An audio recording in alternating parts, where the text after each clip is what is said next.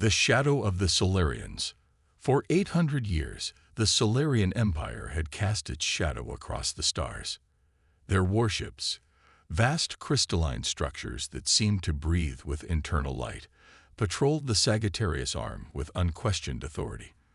12,000 worlds bowed before them, offering tribute, technology, and slaves to the beings who declared themselves the rightful inheritors of the cosmos. The Solarians were not conquerors in the traditional sense. They were collectors. They absorbed what they deemed valuable: scientific knowledge, artistic achievements, genetic diversity, and systematically eliminated what they considered redundant. Entire civilizations reduced to museum pieces, their populations relegated to service or extinction. Their technology was centuries beyond anything seen in known space. Their hulls weren't built but grown, crystalline matrices infused with a semi-organic substrate that could self-repair and evolve. Their weapons harnessed the fundamental forces of reality: gravity wells that could crush a cruiser like an aluminum can, temporal disruptors that aged materials to dust in seconds. Fleet Admiral Sira Solis, Supreme Commander of the Expansion Front, had presided over the assimilation of 87 spacefaring races in her 3-century career. Not once had she encountered meaningful resistance. "Another charted system, another primitive species," she remarked, studying the holographic display of Sol's system. 16 planets, 1 habitable world, several terraforming attempts on neighboring bodies, primitive nuclear fission technology, rudimentary space travel limited to their own system. Her second-in-command, Commander Lur, nodded in agreement. "Their communications are chaotic. Divided planetary governance. Shall we proceed with standard assimilation protocols?" Tira's silver eyes narrowed. "No, mark them for observation. They've barely left their cradle. We'll return in 50 cycles when they've developed something worth collecting." The Solarian scout ship departed Earth's solar system in 2089, its presence only registered as an anomalous reading by a few deep space monitoring stations. Most humans never knew how close they'd come to annihilation. Most, but not all. 20 years earlier, in the subterranean complex beneath the Atacama Desert, Dr. Elena Kapoor had stared at the data with growing horror. The quantum detection array, designed to monitor for signs of extraterrestrial technology, had captured something impossible. "They were watching us," she whispered to the assembled members of Project Vigilance. "A vessel of unknown configuration passed between Neptune and Uranus last week. Its technology, the energy signatures, are beyond anything in our theoretical models." General Mikhail Vostov, the Russian representative of the covert international coalition, leaned forward. "Are you certain it wasn't Chinese? American? Private sector? This makes our most advanced technology look like stone tools," Elena replied, bringing up comparative scans. "Whatever it was, it's not from Earth." The room fell silent as the implications settled over the 12 representatives, scientists and military leaders from nations that officially despised one another but had secretly collaborated for decades. "They didn't make contact," said Director Chen of the Chinese contingent. "Why?" "Because they don't consider us worth talking to," answered Admiral Hassan from the Pan-African Alliance. Yet, General Vostov's weathered face hardened. "Then we make ourselves worth talking to, on our terms. Project Sentinel must be accelerated. All resources, all nations, total secrecy. We're no longer theoretical." And so the greatest covert operation in human history expanded.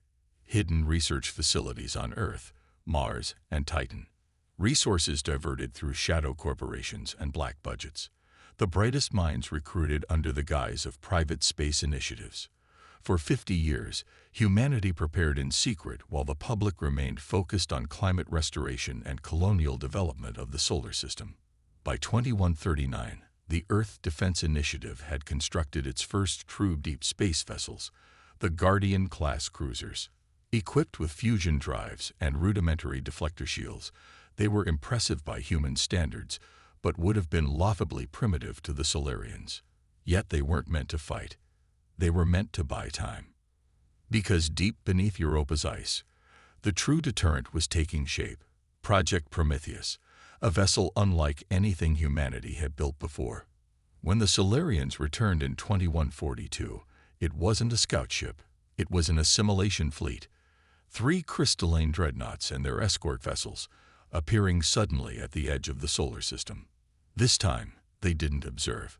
They advanced. The Mars colony fell first. 16,000 colonists vaporized as temporal weapons aged the habitat domes to dust in seconds. The mining operations on Ceres followed, their automated distress calls silenced mid-transmission. Earth received the desperate messages too late. The attacks were already over when the light of their destruction reached home. Admiral Wei Zhao of the Earth Defense Fleet watched from the bridge of the EDS Resilience as the data came in. They're heading toward Jupiter next. The Europa Research Station is in their path. His executive officer's face was ashen. Sir, Prometheus isn't ready. Dr. Kapoor says they need another 3 months minimum. They don't have 3 months, Zhao replied grimly. They have hours. Order all Guardian vessels to intercept near Ganymede. We'll give them whatever time we can. The battle, if it could be called that, lasted 7 minutes. The Guardian cruisers launched everything they had: nuclear-tipped missiles, railgun projectiles, directed energy weapons. The Solarian vessels didn't even bother to evade.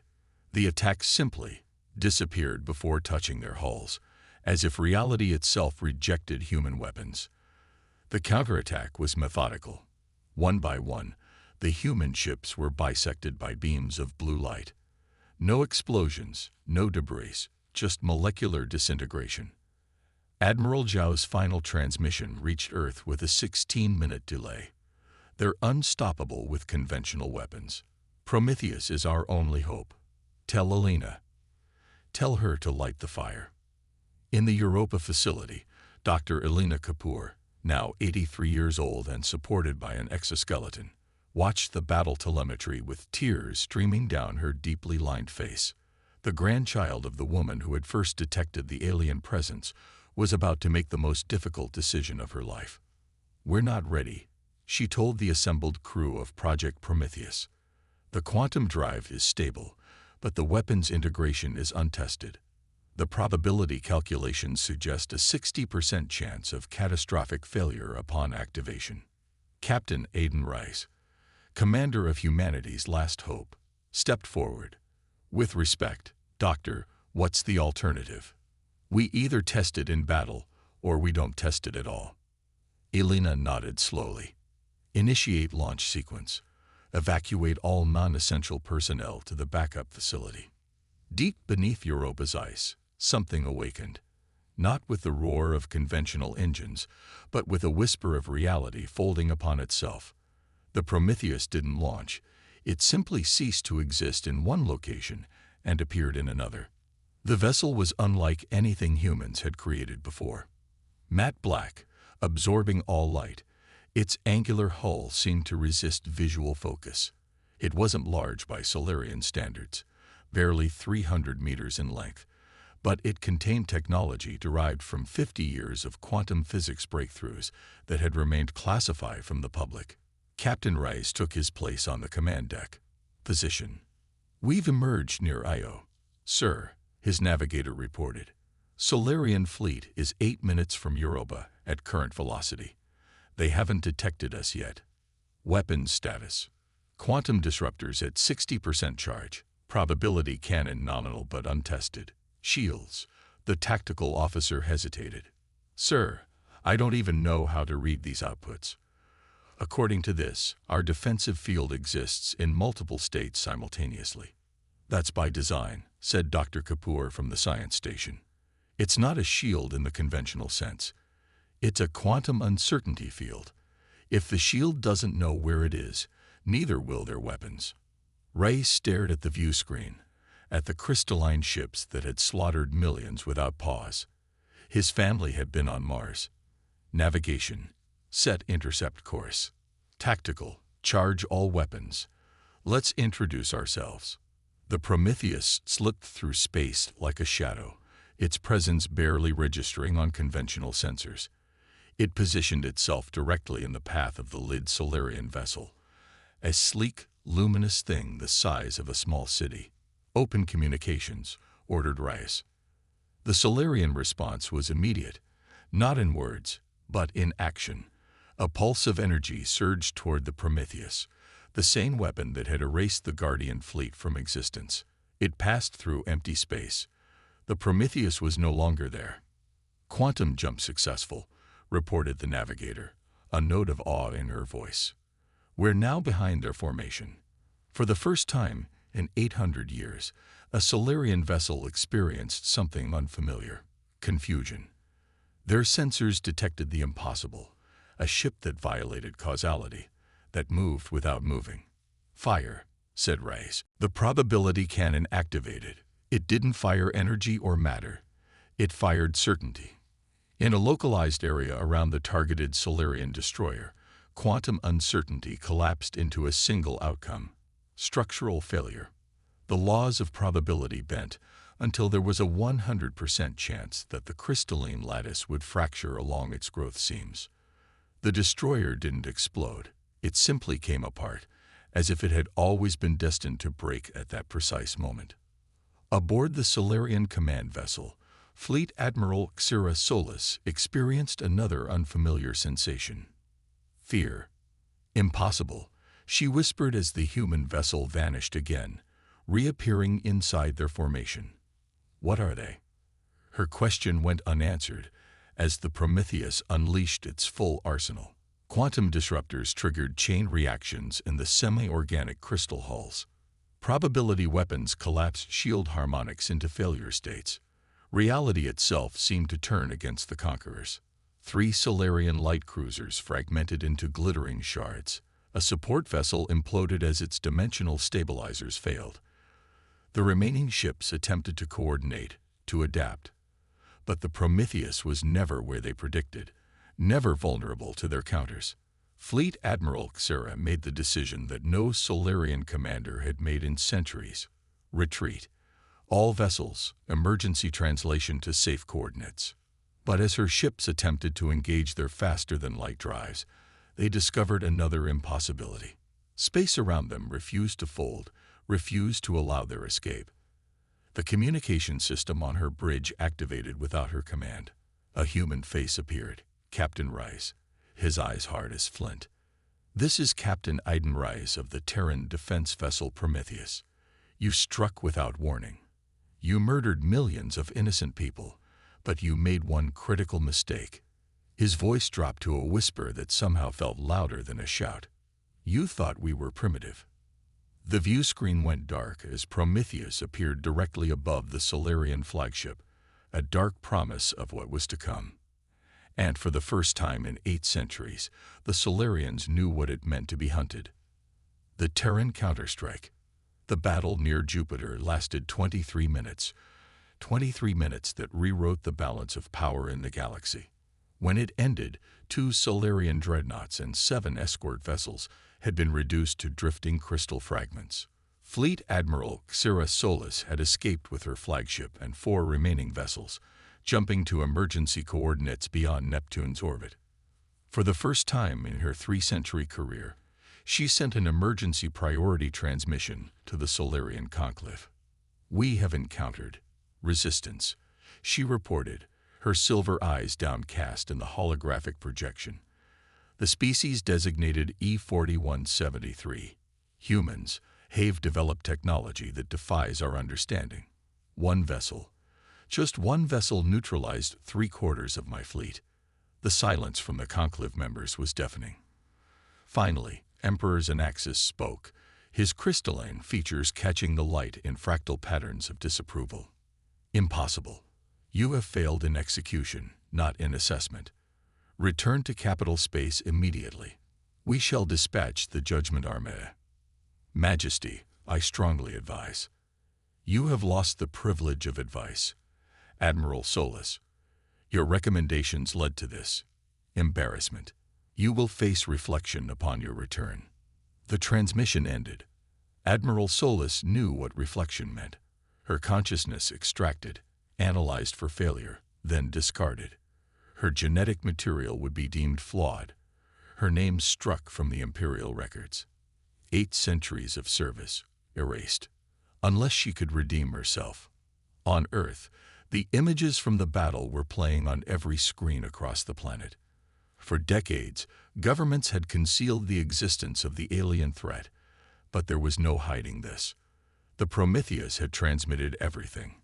The Solarian slaughter at Mars, the destruction of the Guardian fleet, and finally, humanity's first victory.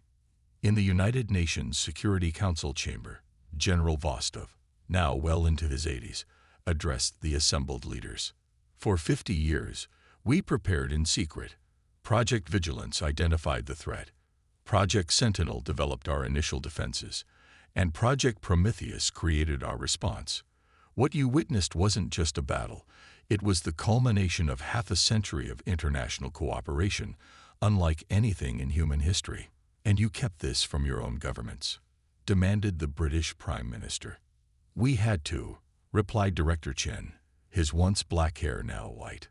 The panic, the economic collapse that would have followed the revelation that advanced hostiles were watching us.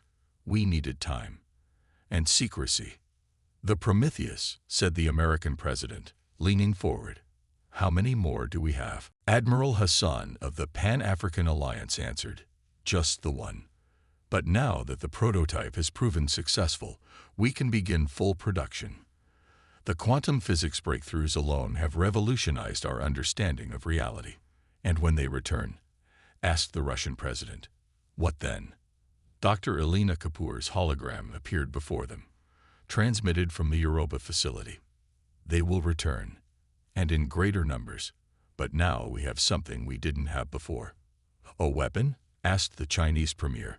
Hope, Elena replied simply. Aboard the Prometheus, now docked at the Europa facility for repairs and assessment, Captain Rice reviewed the battle data with his senior staff. The quantum displacement drive performed beyond expectations, reported Chief Engineer Nakamura. We completed 17 spatial jumps with minimal energy expenditure. However, the strain on the dimensional stabilizers is concerning. We'll need to reinforce them before the next engagement. The probability cannon exceeded theoretical parameters, added Weapons Officer Santos. It's not just affecting physical structures, it's altering the fundamental likelihood of events within its target area. Dr. Kapoor's assistant, Dr. Turek, looked troubled. We need to be cautious. We're not just bending the laws of physics, we're rewriting them locally. The cascade effects could be unpredictable. Reyes nodded gravely. How long until we're operational? 72 hours for essential repairs, Nakamura replied. But we've barely scratched the surface of what this ship can do. Given time. Time is the one thing we don't have, interrupted Reyes. Our long-range sensors have detected massive energy signatures at the edge of the solar system. They're coming back, and they're bringing everything they have. The Solarian Judgment Armada arrived 8 days later. 27 dreadnoughts, over 100 cruisers, and escort vessels beyond counting. At their center was the Imperial flagship Eternal Dominion, a vessel the size of a small moon, its crystalline structure glowing with the energy of captured stars. Emperor Xanaxis himself had come to oversee the eradication of this unexpected threat. All vessels, advance to the central habitable world, he commanded. We will make an example of these humans. Their defiance ends today. The Armada moved inward, past Neptune, past Uranus, a glittering wall of unstoppable force. Humanity's outer system defenses, hastily constructed automated platforms and minefields, were brushed aside like cobwebs. Earth prepared for the worst. Evacuation protocols activated. Underground shelters filled. The remaining Guardian vessels positioned themselves in defensive formation, knowing they stood no chance. But Admiral Wai Zhao, rescued from his escape pod after the first battle, had a different plan. They expect us to defend Earth, he told the Joint Military Command. So we won't be there. Fleet Admiral Sarah Solis, relegated to observer status aboard the Imperial flagship, noticed it first. The human defenses are minimal, she reported, studying the tactical display. No sign of their quantum vessel. Emperors and Axis dismissed her concern. They have one prototype, a fluke, a technological anomaly they barely understand themselves. With respect, Majesty, underestimating them has already cost us. Silence. You will witness their extinction, Admiral. Perhaps then you will remember what it means to be Solarian. The Armada approached Jupiter, the gas giant swirling clouds dwarfed by the massive fleet. Sensors swept the moons, detecting the Europa facility. There, declared the Emperor. Their research center, eliminated. 3 dreadnoughts broke formation, weapons charging, and disappeared. Not destroyed, simply gone, replaced by expanding clouds of crystalline fragments. Alarms blared across the fleet. Sensors detected impossible energy signatures, not 1, but 5 Prometheus-class vessels, appearing simultaneously from different vectors. Impossible, roared the Emperor. They couldn't have built more so quickly. Admiral Solus's eyes widened in sudden understanding. They didn't, Majesty. It's the same ship, existing at 5 points in space-time simultaneously. Aboard the Prometheus, Captain Rice felt the strain of the experimental quantum multiplicity field. His body existed in 5 places at once. His consciousness stretched across multiple instances of the same vessel. Dr. Kapoor had warned him of the risks: cellular degradation, potential molecular instability, even permanent quantum entanglement of his consciousness. A calculated risk, he muttered through gritted teeth. Tactical status of all instances. All 5 vessels functioning at 87% efficiency. Captain, reported his tactical officer, her own form slightly translucent from the quantum strain. The Solarians are attempting to coordinate a response, but their formations are breaking down. Implement attack pattern Hydra, ordered Rice. All instances target different sections of their fleet. The 5 Prometheus vessels, all the same ship occupying different quantum states, attacked simultaneously. Probability cannons collapsed Solarian shields into failure states. Quantum disruptors shattered crystalline hulls. Reality itself seemed to reject the Conqueror's presence. Emperors and Axis watched in horror as his carefully organized armada dissolved into chaos. Dreadnoughts, each the product of decades of growth and refinement, broke apart under weapons that struck not at their hulls, but at the very laws of physics surrounding them. All vessels, focus fire on those ships, he commanded. They cannot maintain that quantum state indefinitely. He was right. Aboard the Prometheus, warning signals flashed across every console. The ship's quantum cohesion was failing. The multiple instances were beginning to interfere with each other. Capacitors at critical levels, reported Engineer Nakamura, blood trickling from her nose, a side effect of existing in multiple states. We can't maintain separation beyond 3 more minutes. Captain Rice made his decision. Initiate quantum convergence. All instances, plot collision course with the Imperial flagship. Admiral Solus saw it happening before anyone else, the 5 human vessels collapsing back into a single point in space-time, their trajectories carrying them directly toward the Eternal Dominion. Evasive maneuvers, she shouted. They're attempting quantum convergence. The Emperor's face contorted with rage. No primitive species commands the Empire. Stand fast. The Prometheus, now a single vessel again, its hull crackling with residual quantum energy, accelerated toward the massive Imperial flagship, not to ram it in the conventional sense, but something far more devastating. Activating quantum merger, announced Captain Rice, his voice steady despite the blood streaming from his eyes. The quantum displacement had taken its toll, but he would see this through. May our children forgive what we must do today. Dr. Kapoor's theory had been radical. If 2 objects attempted to occupy the same space at the same quantum level, the result wouldn't be an explosion. It would be something far worse, a localized collapse of space-time itself. The Prometheus vanished in a final quantum jump, reappearing directly inside the central chamber of the Imperial flagship, precisely where Emperor Xanaxus stood. For a brief, terrible moment, two objects existed in the same point in space.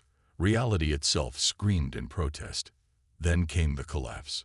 It began as a sphere of absolute darkness, not a black hole, but a void where the laws of physics simply ceased to function. It expanded outward, consuming the Imperial flagship from within. Not destroying it, erasing it from existence. The sphere grew to 50 kilometers in diameter before stabilizing, then slowly collapsing back upon itself. When it vanished, there was nothing left. No debris, no radiation, no Emperor. As if that section of space had never contained anything at all. Admiral Solis, watching from her command vessel at the edge of the formation, felt something she hadn't experienced in centuries: awe. The remaining Solarian fleet hung motionless, their command structure obliterated, their invincible Emperor gone. For the first time in 800 years, they faced an enemy they could not comprehend, could not counter, could not defeat. The final transmission from the Prometheus had reached Earth moments before the quantum merger. Captain Rice, his image distorted by quantum interference, spoke his last words to humanity. "We have struck the decisive blow. The knowledge to build more ships like Prometheus remains. The quantum equations are preserved. Humanity now has a choice: to become the very thing we fought against, or to forge a different path. Remember why we fought today. Not for dominance, for survival, for the right to exist on our own terms." The transmission ended as the quantum merger began. 3 days later, the remaining Solarian vessels received a transmission from Earth, not threats or demands for surrender, but an offer. "We have demonstrated our capacity to resist extinction. We have no desire for conquest or retribution.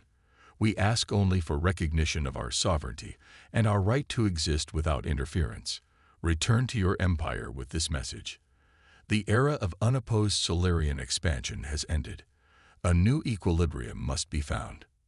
Attached were the coordinates for a diplomatic rendezvous point near Saturn. Admiral Xira Solis, now the highest-ranking Solarian in the system, stood before the hastily assembled council of surviving commanders. "We have lost 3/5 of our fleet. The Emperor is gone. Our most advanced weapons are ineffective against their quantum technology." Her silver eyes swept across their faces. "For 8 centuries, we have collected the achievements of other species while dismissing their worth. Today, that arrogance has cost us everything." "The human offer?" asked one of her commanders. "We accept," she replied without hesitation. "And we learn. For the first time in our history, we acknowledge that there are others in this galaxy worthy of recognition. The Empire must change, or it will not survive." 1 month later, on the observation deck of the Europa facility, Dr. Elena Kapoor, supported by her exoskeleton, watched as the diplomatic shuttle departed for the Saturn rendezvous. Earth's first official ambassadors to an alien civilization were on their way to negotiate terms with the Solarian representatives. Admiral Zhou joined her, his uniform bearing the new insignia of the Terran Defense Force. "Do you think they'll honor the agreement?" "They're pragmatists," Elena replied. "They've survived for millennia by adapting. They'll adapt to this new reality too. And the Prometheus technology." Elena's weathered face hardened. "Secured. Protected. The quantum equations will remain classified, developed only for defensive systems. We won't become what we fought against. And if they return in force..." The old scientist turned to look at him, her eyes reflecting the stars beyond the viewport. "Then they'll be reminded of the lesson they learned today. For centuries, no one could challenge the Solarian Empire, until a Terran battleship entered the battlefield." As if in response, a small object on the desk beside her shifted slightly, a crystalline fragment recovered from the battle. For a moment, it seemed to gleam with internal light, as if acknowledging a fundamental truth that had reshaped the galaxy. The age of unchallenged conquest was over. The age of equilibrium had begun.